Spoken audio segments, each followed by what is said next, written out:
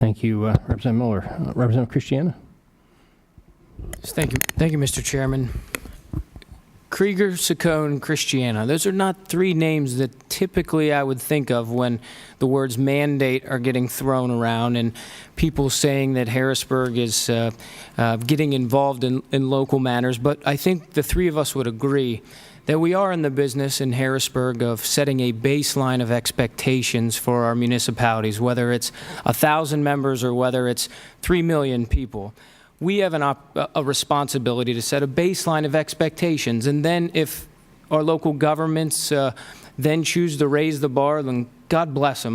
We're going to continue to support their actions, but I think that's important when we're debating this. I'm not trying to find the perfect bullet that will work in Philadelphia but will work in very rural areas of Washington County. What I think is there's a level of expectation that every person, 12.5 million people, deserve, and that's what I'm trying to accomplish in this bill.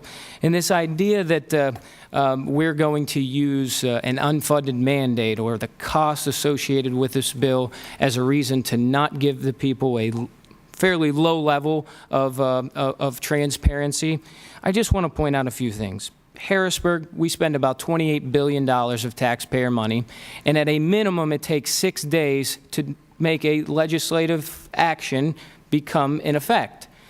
Oftentimes, it's probably 10 days because we're not usually here 6 days in a row. School districts spend $26 billion of taxpayer money every single year. Local and county governments spend $36 billion of taxpayer money. So if we are going to use that the public doesn't deserve notice of a meeting to spend billions of their dollars, I think that's a shame to those organizations that folks are representing in Harrisburg.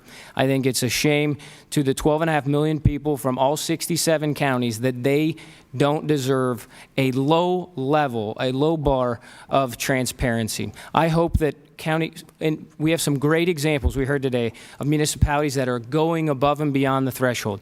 That's not going to stop because the public is going to continue to ask for more and more transparency.